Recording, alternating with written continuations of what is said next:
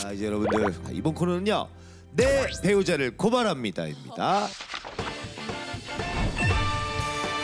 지금 이 자리에 오신 분들이 방청 신청을 하시면서 오은영 박사님께 상담받고 싶은 고민을 같이 보내주셨어요. 저는 배우자를 고발하러 왔습니다.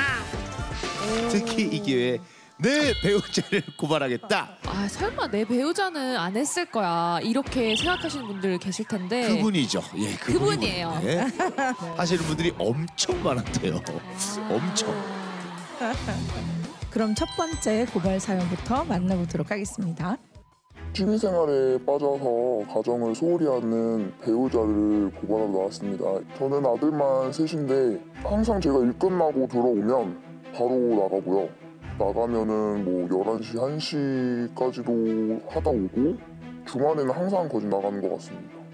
대화를 해도 배우자는 본인은 그럼 언제 스트레스를 푸냐, 나도 사회생활을 하면서 이 정도는 해야지 않냐라고 말을 하는데, 그럼 나는 언제 하냐 하면 나가라 라고 말은 하는데, 그러기에는 아이들을 그럼 육아할 수 있는 사람이 없기 때문에 저는 나가지 못하죠.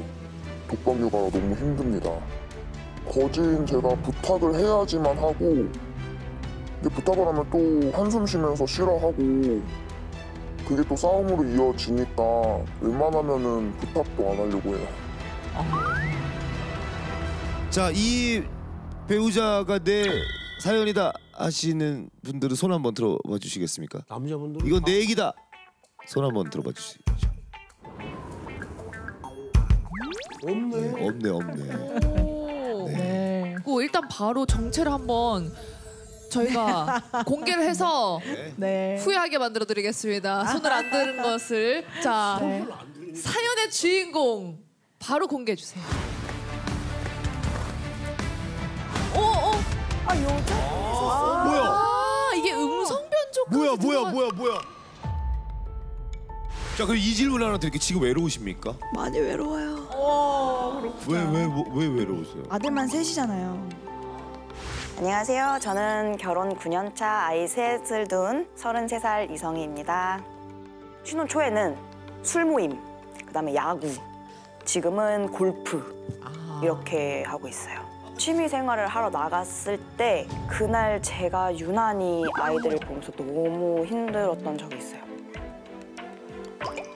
갑자기 울컥해요. 그래서 그 다음 날에 이야기를 했죠. 신랑은 나의 취미 생활에 있어서 제가 뭘 하지 않았으면 좋겠다라고 말을 해요.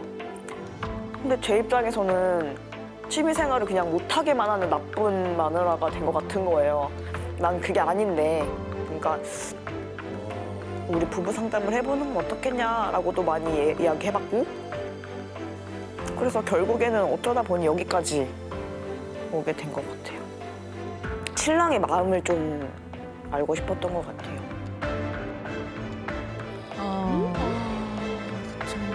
자, 영상의 주인공이 여기 계셨네요.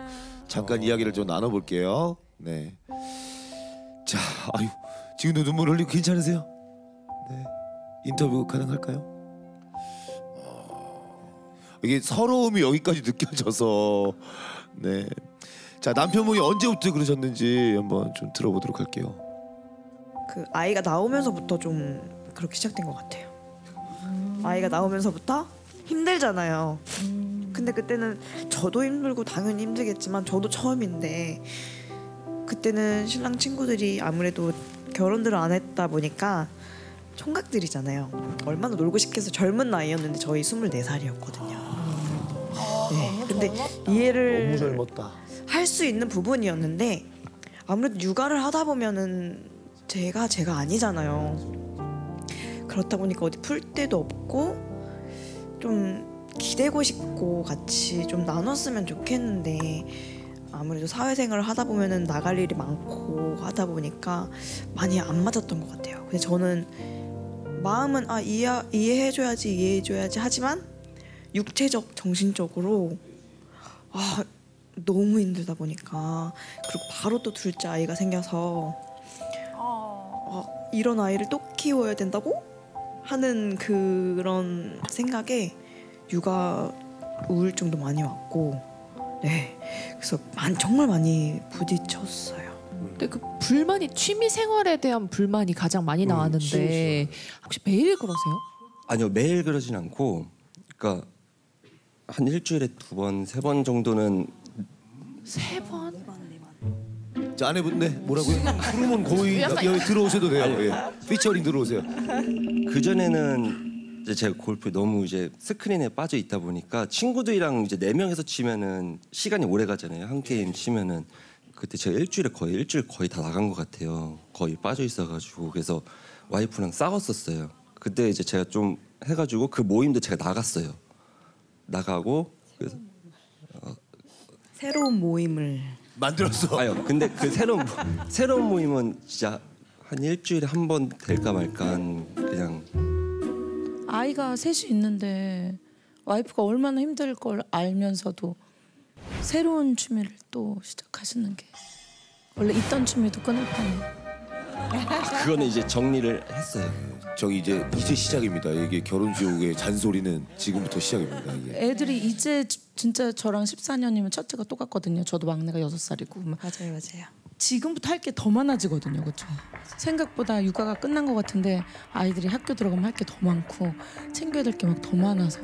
요즘에 어플로 하잖아요. 학교며 어린이집이며 좀 다운받아서 내가 체크 못하는 부분을 같이 체크했으면 좋겠다. 제가 건망증이 너무 더 심해지더라고요. 그래서 애기 어린이집에 간식을 보내야 되는데 못 보낸 적도 많고. 왜냐면 신랑은 3번을 말해도 안 듣고 4번을 말해도 안 듣고 욕이 나와야지 말을 들어요.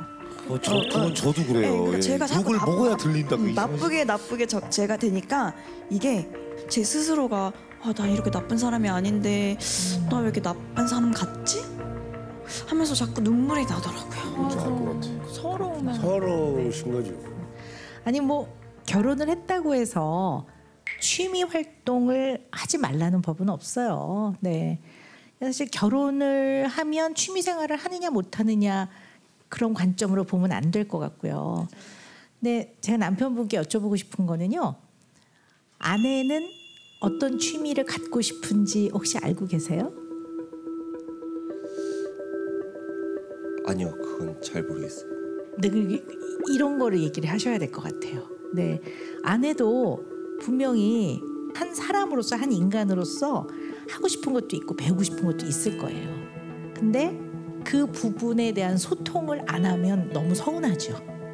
그럼 이제 잘못하면 너만 해? 이런 마음이 드는 거예요. 나는 이렇게 되는 거거든요. 그럼 이제 억울하죠. 이런 데서 문제가 생기거든요. 그리고 2번째는요. 자식에게 꼭 해줘야 되는 부모의 역할이 있거든요. 근데 이 자식에게 꼭 해줘야 되는 부모로서의 역할은 돕는 게 아니라 함께 해나가야 되는 거예요. 이걸 돕는 거라고 자꾸 생각하면 내가 아닌 다른 도와줄 사람이 있으면 괜찮다고 생각하는 거예요.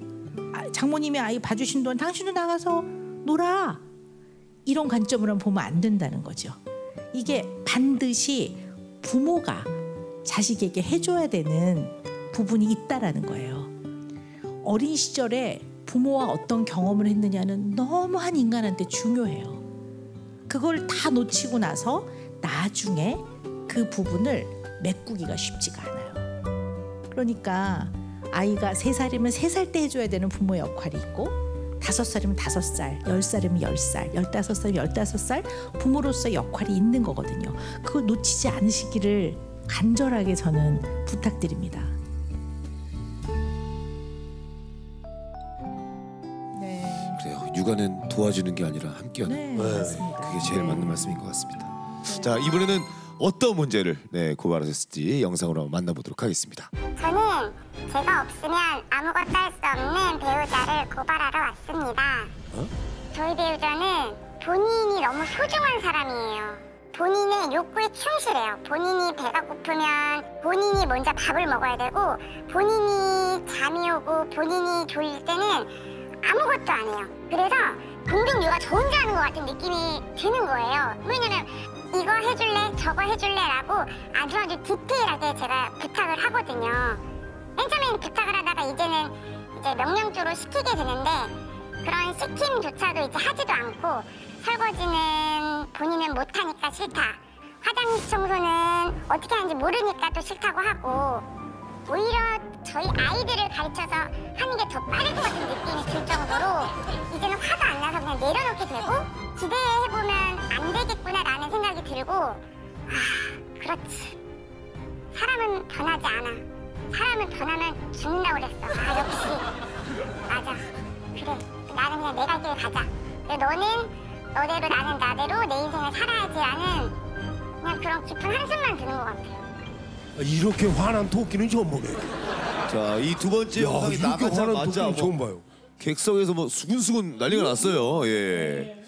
자, 내 사연 갖다 손 한번 들어주시죠. 이거 나의 배우자가 인터뷰한 것이다. 왜 우리 저 본인이라고 생각하셨어요? 근데 살림 잘하시잖아요. 요리도 잘하시고. 예. 근데 제가 이제 배고픈 거 못 참고 뭐 빨래는 세탁기가 하는 건데 그 세탁기를 못 눌러서 못 돌리고 청소기는 어떻게 키는지 몰라서 안 한다는 그런 예전에 그랬다는 거죠. 지금은 아닌데. 말씀 그렇게 하셨잖아. 지금은 지금도 똑같아요. 뭐 지금도 똑같으시다는데. 약간 유력한데요. 아내분이 말씀하시잖아요. 지금도. 네. 출연자였어서. 예. 알겠습니다. 그럼 바로 저희가 고발의 주인공이 누구일지 영상으로 만나보도록 하겠습니다.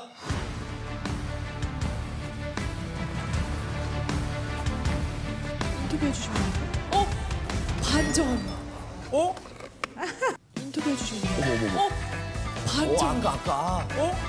아까 14년 차. 좋을 듯. 좋을 듯 너무 기라 좋을 듯. 좋을 듯. 기분 그냥 좋은 거지. 듯 너. 그냥 좋을 것 같아요. 너 너무 놀랬어 지금. 너무 놀랬어. 안녕하세요. 결혼 15년 차 맞벌이 부부 아이 셋을 둔 황보아입니다. 저희가 아이가 셋이다 보니까 아침 7시, 8시가 정말 가장 바쁜 시간이에요. 맞아, 전쟁. 하루는 제가 아침에 조금 빨리 출근을 해야 되는 그런 날이 있었어요. 그래서 둥이가 병원을 가야 됐었나? 중요한 날이 있어서 저희 남편한테 부탁을 했어요. 뭐 30분 좀 늦게 출근을 해달라고 이야기를 했는데 회사는 그런 데가 아니라는 거예요. 본인의 그건 다 지켜가는 거예요. 그게 너무 이기적인 거예요. 일단 아침에는 절대 손을 안 대요. 근데 본인이 잠도 충분히 자야 되고 본인 화장실 30분도 가야 되고 하는 거면 그 회사에다가 아이들이 아파서 제가 좀 늦겠습니다 하고 이야기를 하는 거예요. 저희 집에서 저만 힘든 거예요. 이게 되게 애매한 거예요. 그래서 너무 뭐랄까 되게 백조 같아요. 전 밑에서 막 물장구 치고 우리 신랑은 위에서 이렇게 둥둥 떠 있는 것 같은 느낌인 거예요. 오은영 박사님께서 저희 신랑한테 황보아 씨한테 정말 잘하시라고 한마디로 깨우치지 않을까. 정말. 네. 야, 우리 보아님 진짜 화 엄청 나셨어. 아, 제대로 나오셨어. 저희 신랑은 처음부터 안 했던 것 같아요. 처음부터. 네. 그래도 일관성은 있네. 변하면 죽는다잖아. 그래. 아니 근데 정말 너무 하거든요. 얘기를 들어보면. 근데 남편이 집안일에 무관심해서 뭐 생겼던 좀 큰 에피소드가 있을까요? 되게 많았는데 최근에는 코로나가 걸렸는데 애들이 3명이 다 걸린 거예요. 그래서 이제 애들이 3명이 다 걸렸을 때는 그럼 나도 같이 숟가락을 빨리 빨고 같이 걸리자. 그때 한창 다 걸려서 격리 기간이 2주였나? 아무튼 제일 피크 때였었어요. 그래서 저 신랑한테 이렇게 된 마당에 일단 자기는 회사를 가고 해야 되니까 다른 곳에 가서 생활을 하면서 회사를 왔다 갔다 하는 게 어때? 그랬더니 절대 안 된다는 거예요. 잠은 집에서 자야 된다고? 그러면 본인이 거기 있으면은 제가 할 일이 너무 많잖아요. 애들은 그때 6살인가 그래서 한 명이 안 걸리면 그냥 한 명이 조금 이동하면 편할 텐데 그 나머지 생활 속의 전반적인 힘듦과 되게 디테일한 것들을 제가 가르치지 못해서 그런 건지 그런 것들을 염두에 두지 않고 항상 결정을 내려서 그런 것 때문에 너무 많이 속상했던 것 같아요. 네. 근데 아내분은요. 속상해. 남편이 왜 그런다고 아내분은 생각하세요? 제가 그렇게 만든 것 같아요. 흔히 말하는 뒷바라지를 다 해주셨어요? 아 그러시구나. 네. 근데 이제는 힘에 붙이시는군요. 네, 근데 하는 일도 너무 재밌고 애들도 너무 좋고 집안일하는 것도 요리하는 것도 뭐 다 너무 좋아요. 근데 너무 힘들어요.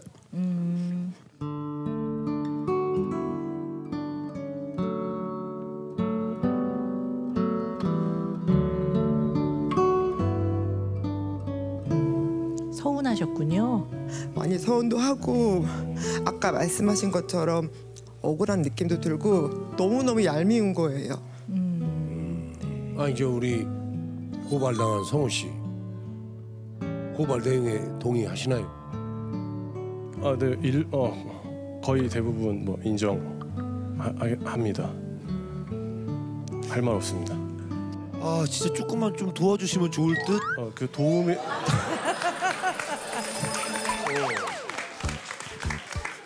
아 네. 그런데요. 이거 제가 신청한 게 아니고 저희 신랑이 신청한 거거든요. 네. 아 성우 씨가 저는 솔직히 이렇게 나가서 제가 제 얼굴에 너무 찜뱉는 것 같고 남편 욕하는 것 같기도 하고 솔직히 어른들 보시기에 너무 죄송스럽기도 하고 도대체 왜 신청했는지 모르겠는 거예요. 이건 어느 누가 봐도 팩트인데 왜 신청을 했을까라는 생각이. 왜 신청하셨어요? 네. 더 잘하기 위해서 신청했습니다. 네.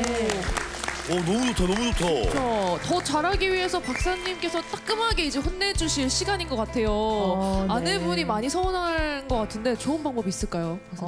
제가 하나 여쭤보고 싶은데요. 흔히 말하는 귀하게 크셨어요?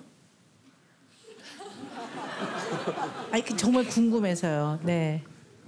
네, 편하게 살았던 건 사실인 것 같습니다. 네. 네. 왜냐면 이제 결혼하기 전에 그때도 그냥 다 왜 부모님이 다 치워주시고 다 이렇게 뒤처리나 뒷바라지 해주시는 이제 그런 환경에서 좀 그런 것들이 좀 있었던 것 같아요. 네. 왜 여쭤봤냐면요. 이게 이제 몸에 체화가 안 돼 있으면 결혼이라는 어떤 사건을 계기로 확 바뀌질 않거든요. 그러니까 내가 이런 것들이 체화가 안 되어 있는 사람이구나라는 거를 분명하게 인식하셔야 될 것 같아요. 안 그러면 아내도 나를 사랑하지 않나 이런 생각이 자꾸 들어요. 그러니까 이게 어떤 문제의 본질보다 더 얹어서 더 부풀려서 문제를 심각하게 느낄 수 있거든요. 그러니까 남편분은 꼭 해야 되는 건데 경험이 적고 그로 인해서 익숙하지 않으면 어떻게 해결해야 될까요? 배워야죠. 그렇죠. 네. 네, 배우고 거기서 끝나는 게 아니라 실행을 해야죠. 그렇죠. 네. 실천. 하고 있습니다. 네, 그리고 실천을 하기 위해서는 연습과 훈련. 근데 이게 굉장히 중요하거든요. 근데 이게 남편분한테도 중요하지만요, 자녀한테도 굉장히 중요해요. 우리가 자조 기능이라고 하는데요. 자조 기능은 일상생활에서 스스로 해야 되는 것들을 말해요. 네, 그야말로 뭐 씻는 거부터 시작해서 내 속옷을 빠는 거, 그다음에 세탁기 돌리는 거, 설거지하는 거 이런 것들이 다 자조 기능에 들어가요. 이거는 아이들도 꼭 배워야 되는 것들이거든요. 그러면 잘 됐네요. 이번 기회에 그런 생활에 꼭 필요한 많은 기능들을 남편도 배우시고 그때 같이 아이들도 배우고 그래서 내 생활은 내가 처리한다. 이거부터 시작을 하는 거죠. 그러시면 좋겠습니다. 네, 그래서 배우셔야 될 것 같습니다. 네. 맞습니다. 네. 야, 그래서 선생님 여기 직접 신청하신 거에는 엄청난 의미가 있지 않습니까? 그럼요. 네, 네. 거기서 네. 변하신 거야. 거기서 그럼요. 지금. 네.